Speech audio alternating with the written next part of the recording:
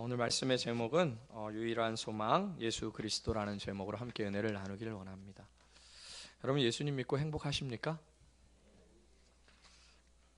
좀 약하신데요. 예수님 믿고 행복하세요? 예.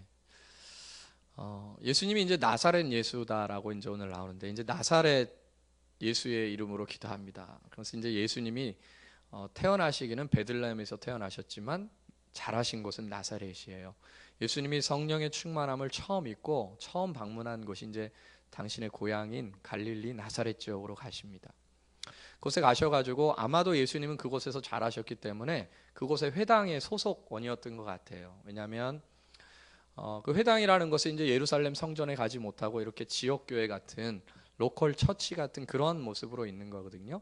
그래서 각 이제 회당에 소속된 사람들이 있었는데 예수님도 아마 나사렛에 있는 회당의 소속원이었던 것 같습니다.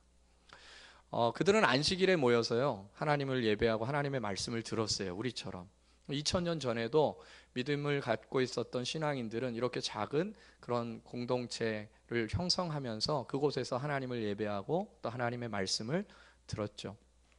근데 특별히 어떤 순서들이 있었냐면 안식일에는 7명이 나와서 하나님의 말씀을 낭독하는 순서가 있었는데 첫 번째는 제사장이 나와서 말씀을 낭독하고 두 번째는 레위인이 낭독하고 그 다음에 나머지 5명은 순서를 기다려서 내가 오늘 하나님 말씀을 낭독하겠습니다 라고 서서 기다리면 회당장이나 순서를 또 전달해 주는 사람들이 이렇게 하나씩 말씀을 건네줬죠.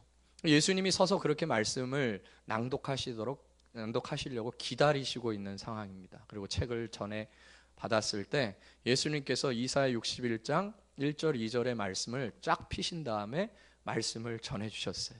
그리고 오늘 이 말씀 이사야 61장 1절 2절 메시아에 대한 이야기, 하나님이 구원자를 보내신다는 그 이야기, 구원자가 오시면 어떻게 사역들을 이루실 거라는 그러한 이야기가 오늘 너희에게 응답되었다. 그것이 이제 우리가 오늘 읽은 본문이에요. 한 번 더 16절 17절 같이 한번 읽어볼까요? 시작.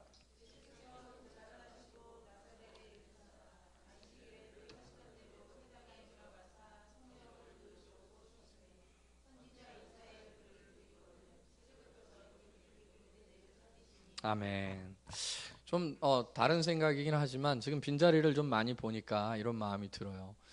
여러분 우리가 주일 성수 개념이 사실 상당히 많이 없어진 것 같아요. 지금 요즘 한국 교회가 비단 우리 교회뿐만이 아니고 보면은 주일날 꼭 교회를 와야 된다. 그리고 또 내 교회를 와야 된다. 내가 소속된 교회를 가야 된다는 개념이 사실 많이 사라졌어요.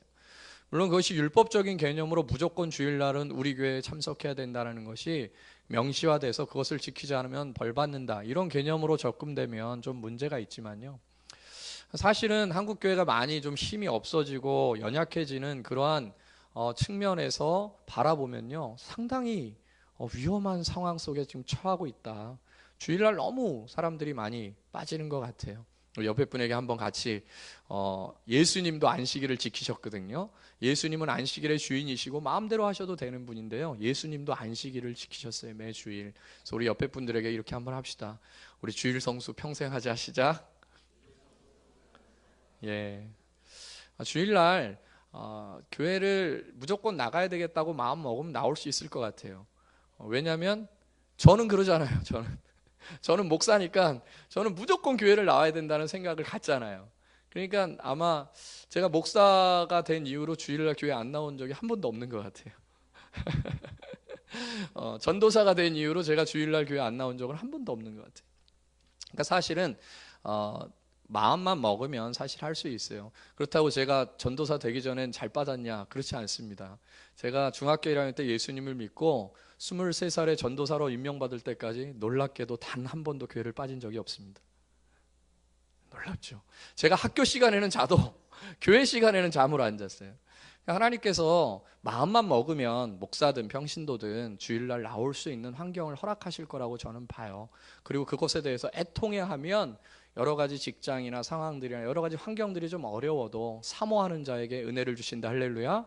우리가 그렇게 같이 한번 사모하면서 주일 성수 시켰으면 좋겠어요. 왜냐하면 보니까 우리가 지금 인원이 적은 것도 있지만 우리에게 소속된 인원들이 다 오면요 한 60, 70명 되거든요. 6, 70명이 이 자리에 앉아 있으면 같이 힘도 나고 또 기뻐져요. 근데 막 번갈아 가면서 빠져버리니까 굉장히 주일 성수의 개념들이 약해지는 것 같아요.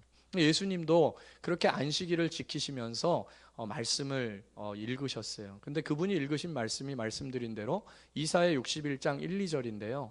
이 말씀은 하나님께서 인생들 가운데 고통스러워하는 모든 사람들을 구원하시고자 약속하신 메시아에 대한 약속의 말씀이에요. 그리고 그 메시아가 오시면 이러한 일들을 하실 것이다 라는 그러한 약속의 말씀이에요. 그것이 바로 예수 그리스도를 통하여서 이루어질 것이다 라는 것을 예수님이 오늘 말씀하시고, 예수님이 오신 지 2000년이 지난 지금까지 이 말씀은 예수 그리스도를 그 마음 가운데 영접한 자들에게 그대로 임하고 있고 임한 줄로 믿습니다.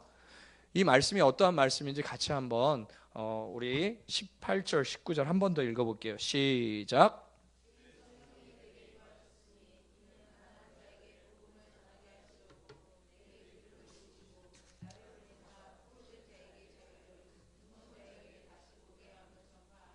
눌린 자를 자유롭게 하고 주의 은혜의 해를 전파하게 하려 하심이라. 그러니까 메시아가 오시면 가난한 자에게 복음이 전해지고, 그리고 포로된 자가 자유케 되고, 눈먼 자가 보게 되고, 눌린 자가 자유케 된다. 그리고 그분은 주의 은혜의 해를 선포하게 될 것이다. 예수 그리스도를 통해서 그 일들이 진행되어져 왔고 지금도 그 일들이 진행되어진다는 것이에요. 여러분, 가난한 자에게 복음이 전해진다라고 얘기했을 때 여기서의 가난한 자는 소위 우리가 얘기하는 경제적으로 집에 좀 어렵고 힘든, 돈이 없는 그런 사람을 지칭하는 것이 아닙니다. 성경에서 지금 가난한 자라는 것은 가난이 상징하는, 어떻게 보면 그 부족함, 쪼들림, 그런 것에 마음을 갖고 있는, 그러한 심령을 갖고 있는 사람들을 말하는 거예요. 항상 마음이 쪼들리고 무엇인가에 쫓기는 사람들, 그리고 풍요롭지 못하고 그 마음에 평강이 있지 않는 사람들. 돈은 집에 있지만 그 마음속에 불안함과 염려가 항상 있는 그런 사람들, 그런 사람들에게 복음이 전해지게 될 것이고, 바로 그 복음을 전하시는 분이 예수 그리스도다, 이런 것이에요. 가난한 자에게 가장 복된 소식이라는 것은 뭘까요? 가난한 자에게 복음은 어떤 거예요? 부자가 되는 거 아닙니까? 다시 말해서 심령이 쪼들려지고 심령이 가난하고 심령이 굉장히 위축되어 있는 사람들이 정말 그 마음속에 풍요로움, 그리고 자유함, 기쁨을 얻게 될 것이다. 누가 오시면? 메시아가 오시면, 예수님을 만나면 그 마음이 그렇게 될 것이라는 거예요. 여러분, 이 세상의 사람들을 보면서 어떻습니까? 항상 불안하고 초조하고 뭔가에 쫓겨가는 그런 모습들을 갖고 있지 않아요? 그러나 그런 자들이 예수님을 만나게 되면 불안함이 사라지게 되는 줄로 믿습니다. 그 마음에 평안함이 주어지는 줄로 믿어요. 예수 그리스도를 통해서 평강이 주어지고 기쁨과 넉넉함이 그 마음 가운데 있게 되는 것이에요. 부족함을 느끼면서 그렇게 살아가던 사람들은 어떻게 했어요? 항상 부족하니까 무엇인가를 움켜쥐려고 하고 더 많이 가지려고 하지 않겠습니까? 그러니까 자유함이 없고 기쁨이 없는 것이죠. 그러나 예수 그리스도를 만나서 풍요로워지는 자는 나누어지게 되는 것입니다. 움켜쥐던 자들이 나누어주기 시작하는 것이고요. 자기의 배를 위해서만 살던 자들이 다른 사람의 유익을 위해서 살기 시작하게 되는 거예요. 만족함을 모르던 사람이 감사를 배우기 시작하고, 온갖 세상의 염려를 갖고 있었던 사람들이 이제는 하나님 나라에 대한 그런 거룩한 염려들을 하면서 살게 된다. 그것이 바로 예수 그리스도를 만난 사람의 풍요로움의 상태라는 것입니다. 왜요? 예수님은 가난한 자를 어떻게 하시는 분이기 때문에? 부유하게 하시는 분이기 때문에 그렇습니다. 고린도후서 8장 9절에 보니까 우리 주 예수 그리스도의 은혜를 너희가 알거니와 부요하신 자로서 너희를 위하여 가난하게 되심은 그의 가난함을 위하여 너희로 부요케 하려 하신다 그랬어요. 그러니까 주님께서 우리를 부요케 하시려고 하신다는 거예요.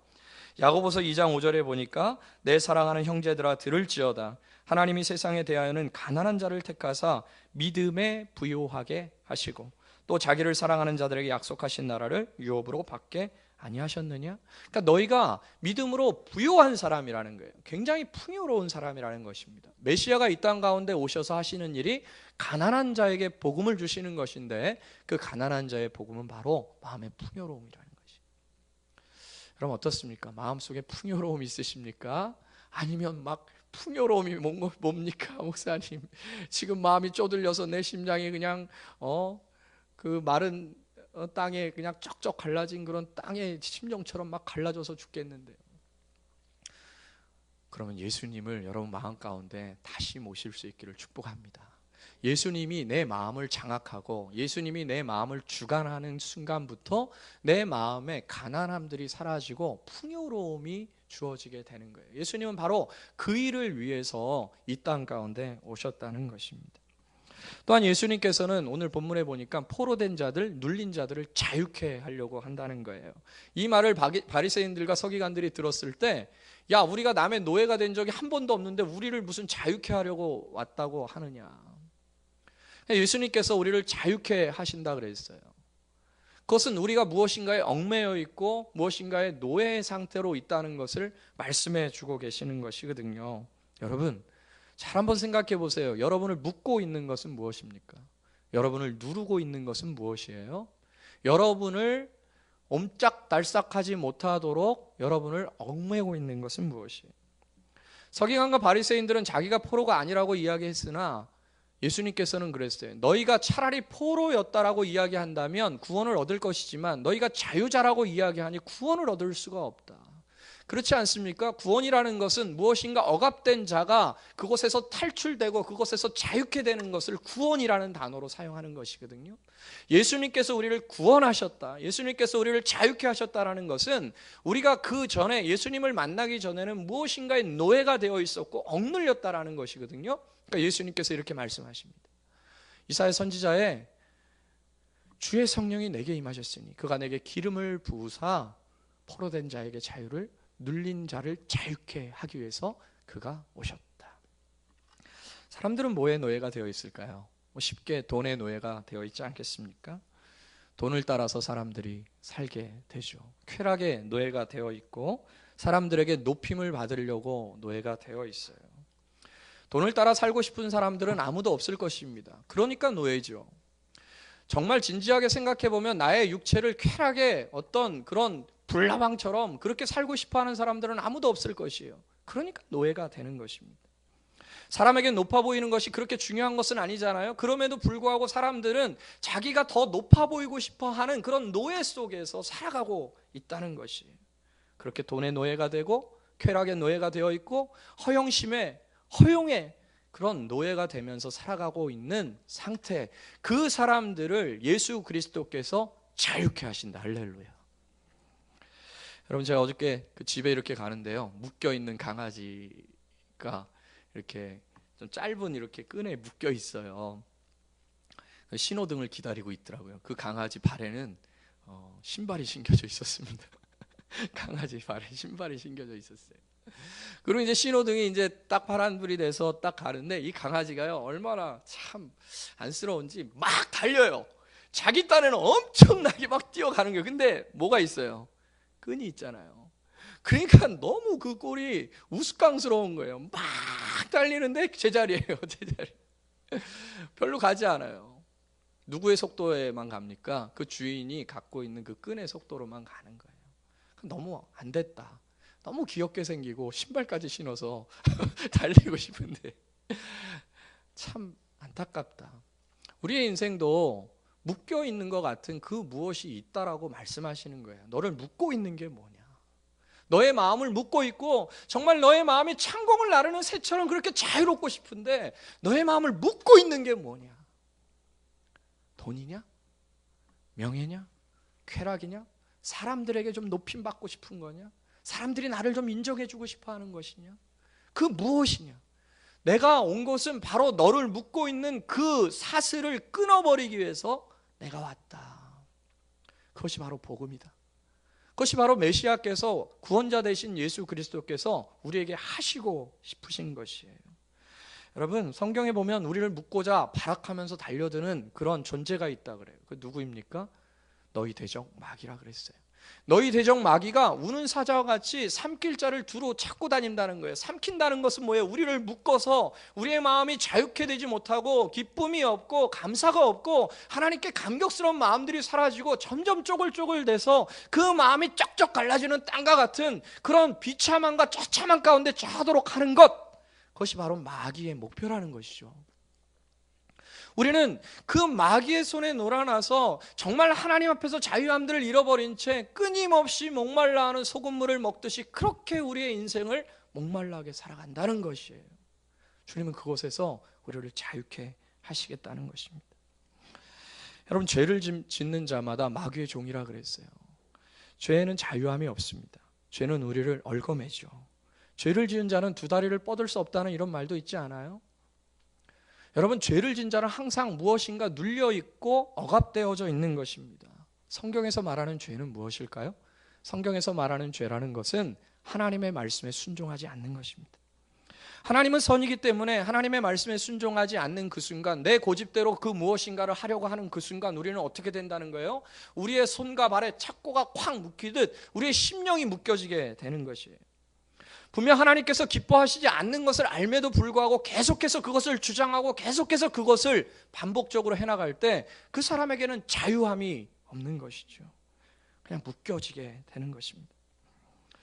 진정 예수님을 내 마음 가운데 영접하고 예수님을 내 마음 가운데 알게 되면 우리는 죄에서 자유케 돼요.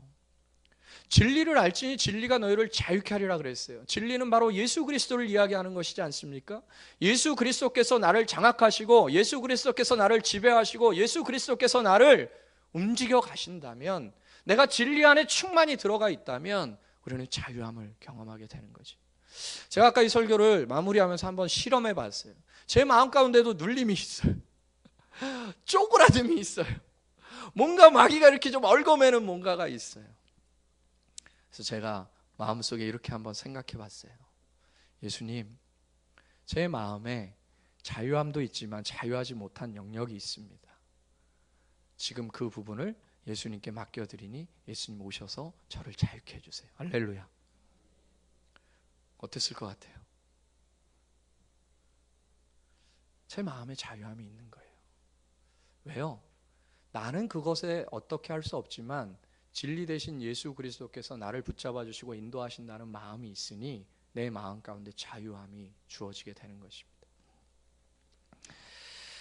여러분, 지난 화요일자 신문을 보니까 작년 한 해 동안 강원도 철원, 행성, 충북 보은, 경북 봉화, 청송, 고령, 의성, 경남 산청, 하동, 전북 장수, 임실, 무주, 전남 진도, 완도, 영암, 이 15개 군에서는 살인이나 강도 사건이 단 한 건도 없었대요.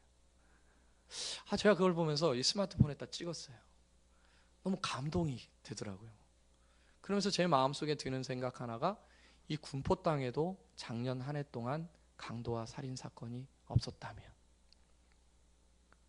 이 대한민국 이 작은 땅덩어리 땅에서요 얼마나 많은 범죄가 벌어지고 살인이 벌어지는지요. 올 한 해 동안 그 가장 범죄가 적었던 지역이 어디냐면요, 울릉도랍니다. 울릉도가 이틀에 한 번꼴로 범죄가 일어나던 지역이었는데, 그 신문에 보니까 작년에는 울릉도가 가장 범죄가 없었던 지역이라는 거예요. 여러분, 세상적으로도요, 이 군포 땅이 만약에 이 한국 땅에서 가장 범죄가 많은 땅이었어 봐요. 누가 이 땅에 들어오고 싶겠어요? 벌벌 떠는 거죠. 이제나 그제나 아이들이 돌아오지 않으면 아이들이 어떻게 됐나 생각하고 마음이 쪼글라들게 되는 거예요. 범죄가 많은 곳에는 그러한 일들이 벌어지는 것이에요. 이것이 영적으로도 동일한 것입니다. 내 마음 가운데 하나님을 향한 순종과 감사와 기쁨이 넘쳐날 때는요, 내 마음에 자유함이 있는 거예요. 그곳에서 살고 싶은 것입니다. 그러나 내 마음 가운데 하나님께 범죄하고 불순종하면서 하나님의 뜻대로 살지 않고 계속해서 그것을 고집해버리면 내 마음 가운데 자유가 없는 것이죠. 돈의 노예가 되고 쾌락의 노예가 되고 허영심의 노예가 되어서 끊임없이 억압받는 그런 상태로 살아가게 되는 거예요. 그러나 주님은 우리로 하여금 그곳에서 자유케 하시려고 오셨다고 말씀하셨어요. 얼마나 많은 사람들이 억압된 상태 속에서 그것이 못 견뎌서 수많은 실질적인 범죄들을 저지릅니까? 표면적인 범죄를 저지르면서 살아갑니까? 무엇인가 만족하지 못하는 그러한 심정이 결국 남의 것을 뺏어서라도, 남을 때려서라도, 남을 죽여서라도 내가 이것들을 행하고 싶어하는 마음들이 드는 거예요. 그것이 작게는 내 마음속에서 출발하여 크게는 내 손에 칼을 들게끔 만들어 버리는 것 아니겠습니까? 여러분, 진리가 너희를 자유케 하리니 진리 안에서 우리가 자유함을 경험할 수 있다고 주님이 분명히 말씀하셨어요. 예수 그리스도께서 오신 것은 바로 우리 가운데 자유를 주시기 위해서 오신 것이죠. 여러분, 우리 군포 땅이 그렇게 자유의 땅 되기를, 우리 함께 기도하는 저와 여러분 되기를 주님의 이름으로 축복합니다. 이 군포 땅이 정말 이 한국 땅에서 가장 아이들 키우기에 안전한 장소가 되기를 주님의 이름으로 축복합니다. 이 군포 땅이 노인이 살기에 가장 좋은 그런 땅으로 지금 계속 되고 있죠. 더욱더 그렇게 되기를 바랍니다. 그것이 바로 우리가 하나님 앞에서 신실한 믿음과 온전한 믿음으로 나아가서 자유함을 경험하는 자들이 많을 때 그러한 일들이 벌어지지 않겠습니까? 여러분, 누가 죄에서 자유할 수 있겠어요? 누가 죄에서 우리를 자유케 하실 수가 있겠습니까? 바로 예수 그리스도를 만난 그 사람 외에 누가 죄에서 자유할 수 있겠어요? 여러분, 돈 이길 수 있겠어요? 쾌락을 이길 수 있겠습니까? 명예를 얻고자 하는 그런 명예욕에서 이길 수 있겠어요? 이기심을 벗어버릴 수가 있겠습니까? 나만 손해본다는 비교의식을 버릴 수가 있겠어요? 저 사람이 나보다 잘난 것에 대해서 용납하지 못하는 그런 것에 대해서 벗어날 수 있겠습니까? 누가 나에게 화를 내었을 때 그것을 품을 수 있는 그 분노에서 벗어날 수 있겠어요? 모든 악독과 모든 더러운 말들에서 벗어날 수 있겠습니까? 누가 우리를 그 수많은 죄 가운데서 우리를 해방시켜 주실 수가 있겠습니까? 아무리 내 옆에 주위의 사람들이 그곳에서 벗어나라고 이야기한다 할지라도 그 사람이 예수 그리스도를 그 마음 가운데 진정으로 영접하고 예수 그리스도를 따라가려고 하는 그런 의지와 마음들을 갖고 그분을 붙잡지 않는다면 죄에서 이길 수 있는 자가 누구겠냐는, 아무도 없죠. 바로 예수님께서는 우리 마음 가운데 있는 그런 죄에서 우리를 자유케 하심으로 정말 창조 이래로, 아담과 하와 이래로 끊임없이 인간의 마음을 사로잡아 죄의 구렁텅이에서 고통하며 신음하게 만드는 그 마귀의 손에서 우리를 자유케 하시는 분, 그분이 바로 예수 그리스도라는 것이죠. 이 자유함이 예수 그리스도를 통해서 저와 여러분 이 새빛교회 가운데 넘쳐날 수 있기를 주님의 이름으로 축복합니다. 마지막으로요, 눈먼 자를 보게 한다고 말씀하시는데요, 예수님을 만나기 전까지는 이 땅의 사람들은 모두 눈먼 자입니다. 그들은 사실은 눈을 뜨고 있지만 그들이 볼 수 있는 한계는 이 세상이에요. 마치 안개에 가려진 그런 창문처럼 그들이 볼 수 있는 건 방 안의 내부뿐이에요. 그러나 예수 그리스도를 만난 자는 안개가 거쳐서 창문 밖에 아름다운 세상을 바라볼 수 있듯 이 세상뿐만 아니라 이 세상을 넘어선 하늘나라를 바라보게 되는 것이죠. 그 자가 바로 눈뜬 자입니다. 예수님이 오신 것은 우리로 하여금 눈먼 것을 뜨게 하시려고 오셨다는 거예요. 다시 말해 진짜 세상을 보여주시려고 하는 것입니다. 여러분은 지금 진짜 세상을 보고 계십니까? 아니면 방 안에 갇혀진 제한된, 유한된, 없어지고 사라질 세상을 바라보고 계십니까? 예수님께서는 이렇게 말씀하셨어요. 진실로 진실로 내게 이르노니 우리 아는 것을 말하고 본 것을 증거한다. 그러나 너희들은 보지 못함으로 우리의 증거를 받지 못하는구나. 그러니까 예수님께서 보시는 그 세상, 예수님께서 보시는 그 나라를 과연 우리가 진정으로 볼 수 있다면 우리는 우리를 누르고 우리를 억압하던 모든 것 속에서 좀 쉽게 자유할 수 있을 것이에요. 예수님을 알지 못하는, 그런 좌우를 분별치 못하는 니느웨 사람들은 내가 어느 곳으로 가야 될지, 어떠한 인생을 살아야 될지, 도대체 내가 무엇을 위해서 살아야 될지를 알지 못하면서 살아가는 자들이죠. 눈먼 자입니다. 그러나 예수님을 만난 자는 눈이 열리게 된 거예요. 자기가 달려가야 될 그 목표점이 너무나 뚜렷하게 보이는 것이, 그의 인생의 비전들이 보이는 것이죠. 여러분은 어떻습니까? 여러분은 지금 어디를 바라보고 계세요? 어떠한 목표점을 향해서 나아가고 있습니까? 오늘 19절에 보면요, 유대의 은혜해라는 그런 단어가 나옵니다. 한번 19절 볼게요. 같이 한번 읽겠습니다. 시작. 주의 은혜해를 전파하게 하려 하심이다. 이것은 이스라엘 백성들에게 하나님이 제정하신 한 해인데요, 50년마다 돌아오는 희년을 말하는 것입니다. 성경에서는 7이 완벽 숫자거든요. 7 곱하기 7은 무엇입니까? 77에? 우리 하민이 수준의 질문이라 죄송합니다. 77에 49. 그리고 그 다음 해가 50년째 되는 날이 해가 희년입니다. 사실 이 희년이라는 것은 뭐 기쁨의 해라는 그런 한문적 의미가 있지만 희년은 원어적 의미로는요, 나팔을 부는 해라고 이야기하는 것이.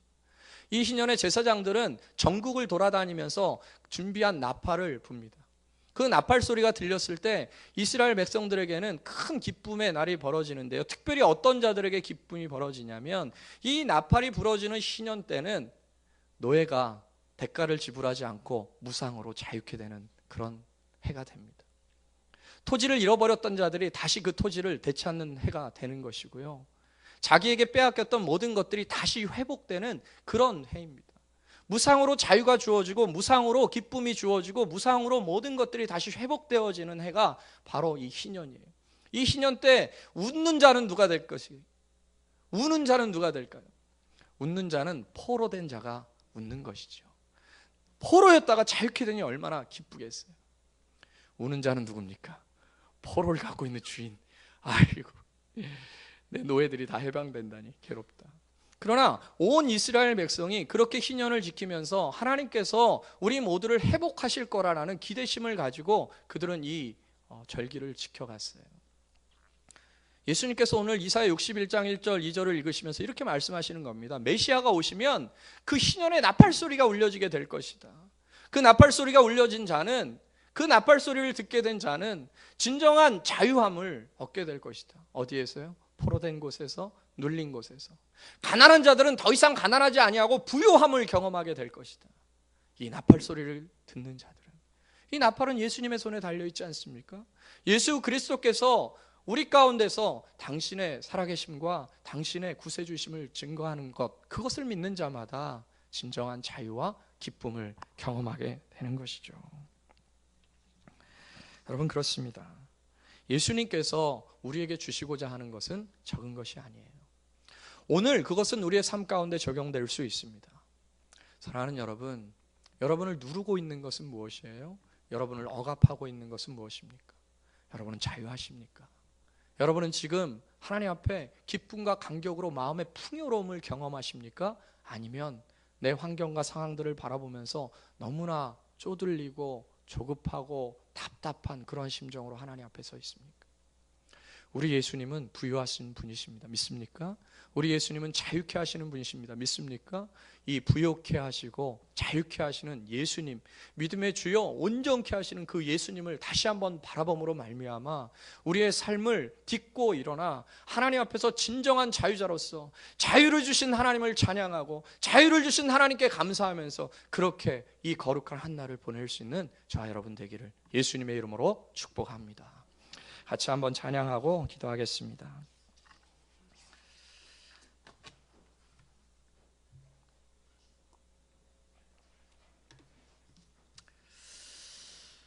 오직 예수입니다. 다른 이름을 우리에게 주신 적이 없습니다. 오직 예수 그리스도, 그분만이 우리의 구세주가 되시고 또 우리가 의지할 분입니다. 우리 찬양하고 하나님께 한번 기도하는 시간 가졌으면 좋겠어요.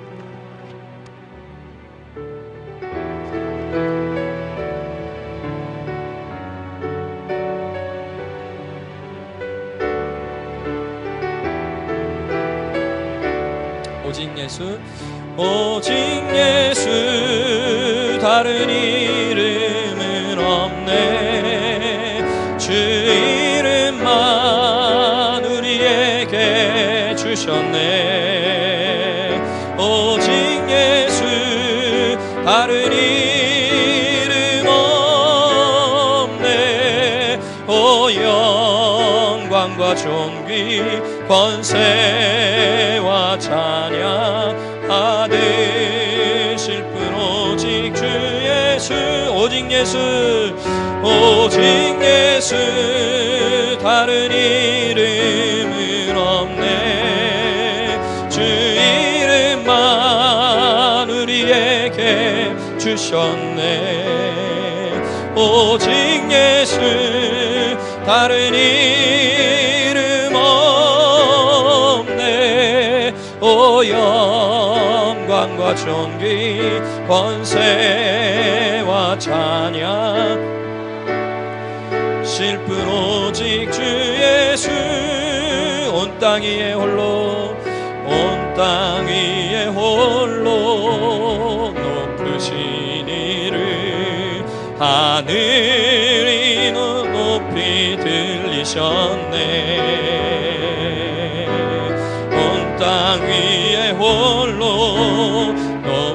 이름 영광과 존귀와 찬양 드리세. 오직 예수, 오직 예수, 다른 이름은 없네.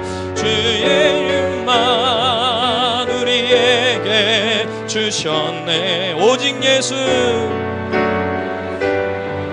다른 이름 없네. 오 영광과 존귀 권세와 찬양 받으실 분 오직 주 예수. 우리 오른손 들고 오직 예수, 오직 예수, 다른 이름은 없네. 아멘. 주님 그렇습니다. 우리에게 주셨네. 오직 예수, 다른 이름 없네. 오 영광과 존귀 권세와 찬양 받으실 분 오직 주 예수. 믿습니까? 오직 예수님밖에 없음을 믿으십니까? 여러분, 이 시간 같이 한번 중보기도 했으면 좋겠어요. 이 땅 가운데는 정말 예수님이 없어서 너무 마음에 가난함을 가지고, 쪼들림을 가지고, 답답함을 가지고, 어떻게든지 그 답답함을 해결해 보기 위해서 인간적인 방법을 쓰며 범죄하며 그렇게 악을 드러내면서 살아가는 자들이 얼마나 많아요. 정말 마귀에게 눌려서 이렇게 사는 것이 좋은 것이 아님을 알매도 불구하고 그렇게 삶을 허비하며 게으르며 나태하며 그렇게 인생을 망가뜨리며 사는 자들이 얼마나 많습니까? 주님은 그런 자들을 위해서 오셨다고 말씀하셨어요. 어찌 보면 우리도 그런 자들 아니었습니까?